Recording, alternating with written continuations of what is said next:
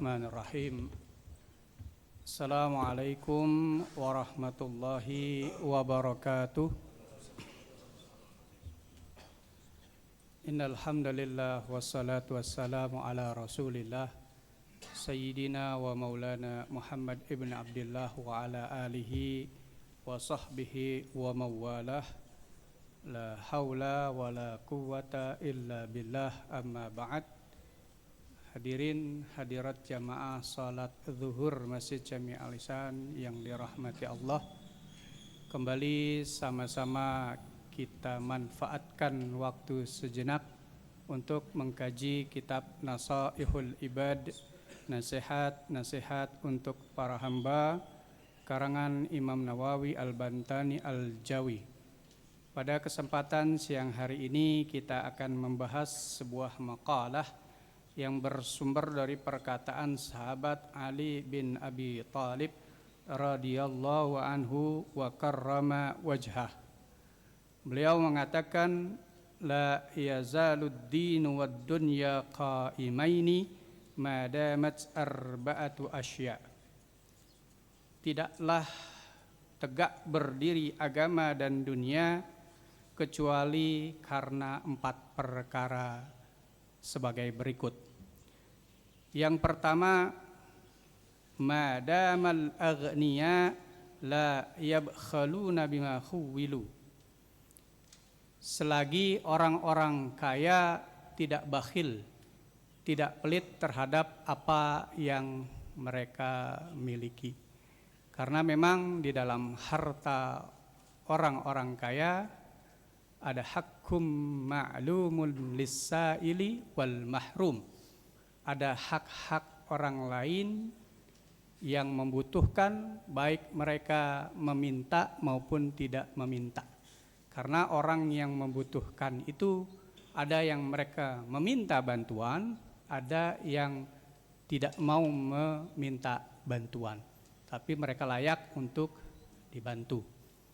Nah, ketika seseorang yang kelebihan harta, orang kaya, mereka tidak mengeluarkan dari hartanya kepada orang-orang yang memang layak untuk dibantu, artinya mereka mencampur harta mereka yang bersih dengan harta yang kotor yang merupakan hak orang lain.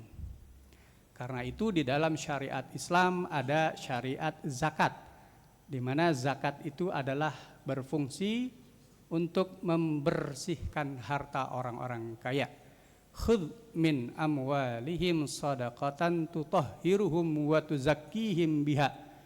Di mana harta yang dikeluarkan untuk zakat fungsinya adalah 2. Pertama, untuk membersihkan harta dari hak orang lain, dan yang kedua untuk membersihkan jiwa dari sifat kikir, sifat pelit. Artinya ketika seseorang yang sudah mengeluarkan untuk hak orang lain melalui zakat ataupun sedekah, artinya dia sudah membersihkan hartanya dari hal-hal yang kotor. Dan dalam sisi yang lain, kepada orang-orang kaya yang menimbun hartanya, tidak mau berbagi kepada orang yang layak untuk dibantu, Allah sudah mengancam kelak dengan siksanya di akhirat, sebagaimana Allah gambarkan di dalam surat Taubah ayat 35, fatukwa biha jibahuhum wa junubuhum wa zuhuruhum hadza ma kanaztum li anfusikum.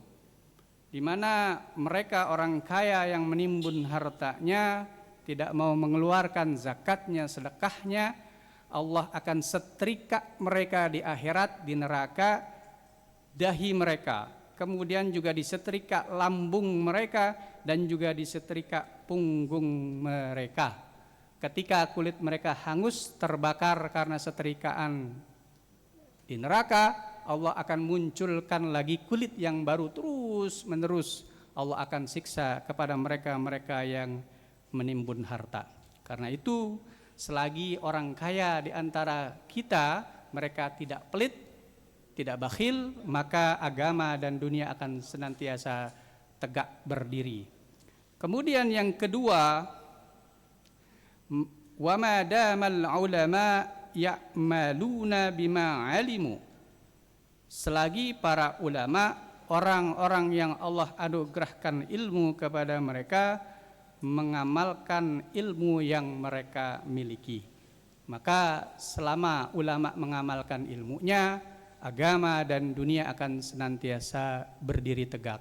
Karena ulama ada dua macam, ada ulama yang baik, ada ulama yang buruk, ulama usuk istilahnya. Ulama yang baik adalah ulama yang mengamalkan ilmunya, sementara ulama yang buruk adalah dia tidak mengamalkan ilmu yang ia miliki. Allah pun mengancam kepada ulama-ulama yang macam ini, di mana mereka hanya pandai berbicara namun tidak pandai untuk mengamalkan ilmunya. Sebagaimana Allah katakan dalam surat Shaf ayat 3, kabura maktan indallahi an taqulu ma la taf'alun. Besar murka Allah kepada orang-orang yang hanya mengatakan sesuatu tapi tidak mengamalkannya. Selagi para ulama kita mengamalkan ilmunya, maka dunia dan agama kita akan senantiasa tegak berdiri. Kemudian yang ketiga, wa ma damal juhala la yastakbiruna amma lam ya'lamu. Selagi orang-orang yang bodoh, orang-orang yang ilmunya sedikit, tidak sombong dengan kebodohannya, ya. Selagi orang-orang yang ilmunya sedikit tahu diri, ya, tidak sombong dengan ketidaktahuannya, maka agama dan dunia akan senantiasa berdiri tegak. Tapi ketika orang yang bodoh ilmunya sedikit sombong dengan sedikit ilmunya, maka tunggulah kehancuran agama dan dunia. Ada sebuah kisah menarik tentang hal ini yang terjadi pada seorang ulama besar dari Mesir, ulama Al-Azhar yang bernama Syekh Mutawalli Sya'rawi.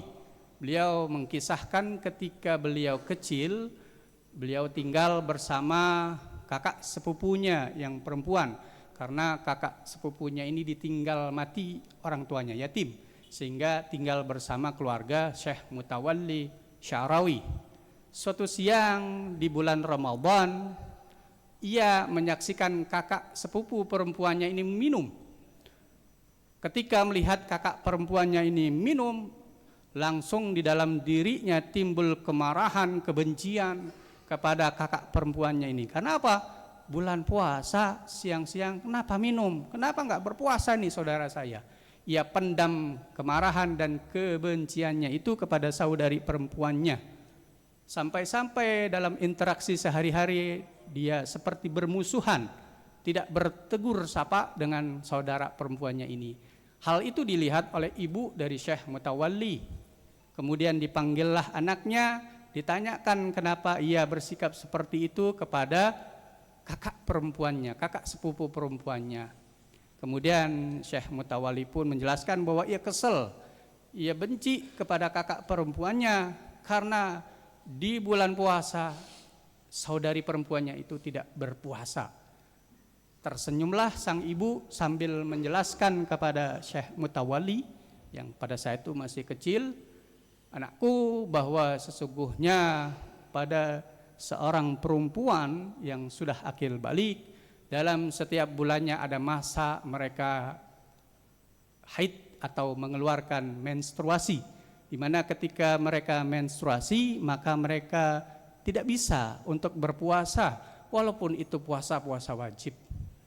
Setelah mendengarkan penjelasan dari sang bunda, maka tersadarlah bahwa Syekh Mutawalli Sya'rawi yang saat itu masih kecil salah menilai saudari perempuannya karena dikitnya ilmu yang ia miliki pada saat itu.